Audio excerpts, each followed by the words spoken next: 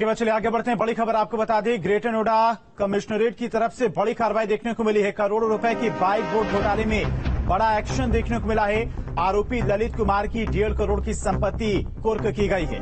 Police commissioner के आदेश पर यह बड़ी कार्रवाई देखने को मिली है। मेरठ में एक्शन देखने को मिला है।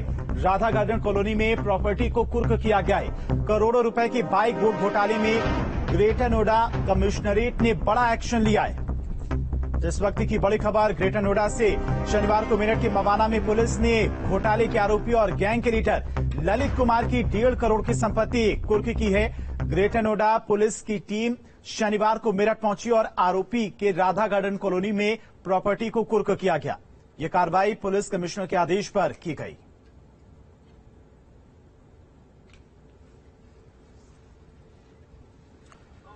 तो ग्रेटर नोएडा कमिश्नरेट के आदेश पर बड़ी कार्रवाई देखने को मिली है। करोड़ों के घोटाले के मामले में गैंग के लीडर ललित की 1.5 करोड़ की प्रॉपर्टी को कुर्क किया गया है। बाइक बोर्ड घोटाले में बड़ा एक्शन ग्रेटर नोएडा कमिश्नरेट की तरफ से देखने को मिली है।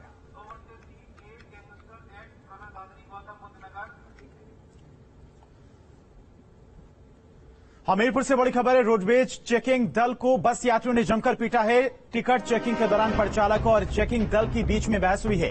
देर होने पर गर्मी से परेशान यात्रियों ने चेकिंग दल को पीटा है और चेकिंग दल पर शराब के नशे में होने का भी आरोप लगाया गया है। परिचालक और चेकिंग दल की टीम में आधे घंटे तक बहस चलती रही। नाराज यात्रियों ने चेकिंग दल के अधिकारियों को पीटा है। डायल 100 के सिपाहियों के सामने भी ये मारपीट चलती रही। और हमीरपुर से राठ की ओर ये रोडवेज की बस जा रही थी। बिबाड़ थाना क्षेत्र के छानी का मामला बताया जा रहा है, जहां पर यह मारपीट हुई है। मारपीट का वीडियो भी सामने आया है। हमीरपुर में रोडवेज चेकिंग दल को बस यात्रियों ने जमकर पीटा है और टिकट चेकिंग के दौरान बस परिचालक और चेकिंग दल के बीच में बहस। गर्मी से परेशान यात्रियों का गुस्सा फूट पड़ा और चेकिंग दल की पिटाई कर दी। यात्रियों ने चेकिंग दल के सदस्यों पर शराब के नशे में होने का भी आरोप लगाया है।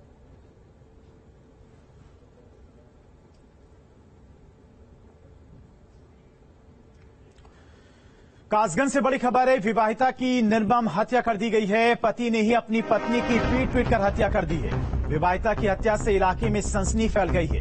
विवाहिता की हत्या से परिवार में भी कोहराम मचा हुआ है। करीब 4 साल पहले इन दोनों की शादी हुई थी और पुलिस ने आरोपी पति को फिलहाल हिरासत में ले लिया है।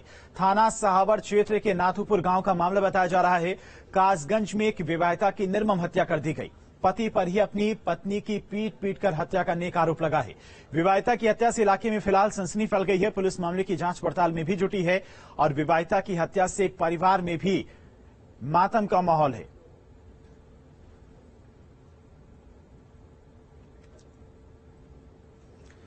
संभल से बड़ी खबर है। ट्रांसफार्मर में भीषण आग लगी है। आग से 3 लोग झुलस गए हैं। फिलहाल सभी घायलों को अस्पताल में भर्ती कराया गया। घटना के बाद लोगों में गुस्सा भी देखने को मिला है। संभल में अचानक एक ट्रांसफार्मर में भीषण आग लग गई और इस हादसे में 3 लोग झुलस गए। देखिए तस्वीरें भी सामने आई हैं किस तरह से एक ट्रांसफार्मर धू कर जलता हुआ दिखाई दे रहा। देर रात की यह घटना है। 3 लोग इस हादसे का शिकार हो गए हैं, जिन्हें नजदीकी अस्पताल में भर्ती कराया गया है।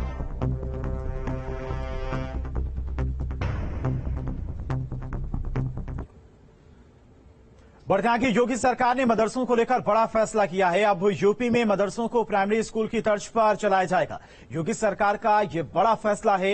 यूपी के मदरसों को प्राइमरी स्कूल की तर्ज पर अब चलाया जाएगा। मदरसों में 6 साल से कम उम्र के बच्चे दीनी तालीम के साथ साथ दूसरे विषयों पर भी जरूरी तौर पर उन्हें पढ़ाया जाएगा। परीक्षा में दीनी तालीम के साथ दूसरे सब्जेक्ट्स में पास करना जरूरी होगा। गणित, विज्ञान, सामाजिक शास्त्र, हिंदी और अंग्रेजी ये विषय होंगे जिन्हें दीनी तालीम के साथ साथ उन बच्चों को पढ़ाया जाएगा। और बेसिक प्राइमरी स्कूल वाला ही ऑप्शनल सब्जेक्ट चुनने का विकल्प भी खत्म होगा। सभी विषय को कंपलसरी बनाया गया है और सभी में पास करना जरूरी भी होगा। यूपी में सरकारी मदरसों की संख्या लगभग 560 है और सरकार से मान्यता प्राप्त मदरसों की संख्या की अगर बात की जाए तो 16,000 के करीब है और सभी सरकारी, गैर सरकारी और निजी मदरसों की संख्या लगभग पूरे प्रदेश में 50,000 के करीब है। दीनी तालीम के साथ आधुनिक पढ़ाई को जोड़ना सरकार का मकसद।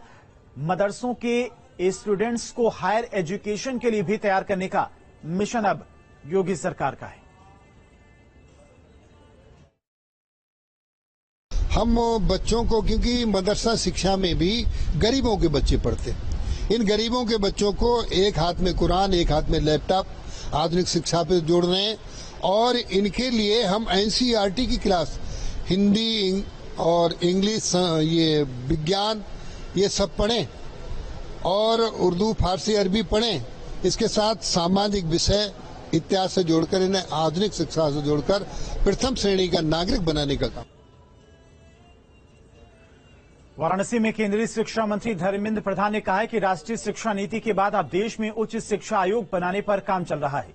शिक्षाविदों को न सिर्फ इस दिशा में पहले के साथ अपने जरूरी सुझाव भी देने चाहिए। आखिर भारतीय शिक्षा समागम के विदाई सत्र में उन्होंने देश भर के शिक्षाविदों से कहा कि हमें भारत के एकलव्यों को ढूंढ कर निकालना होगा। 3 दिन के 11 सत्रों के बाद शनिवार दोपहर शिक्षा समागम का विदाई सत्र हुआ। केंद्रीय शिक्षा मंत्री ने कहा कि 11 सत्रों में शिक्षा नीति के क्रियान्वयन की राह में आने वाली चुनौतियों को अब तक मिली सफलताओं पर चर्चा हुई है और कई बेहतरीन सुझाव भी सामने आए हैं। बताया कि समागम में देश के 380 संस्थानों के प्रमुखों को न्योता दिया गया था, जिनमें से 350 लोग शामिल हुए।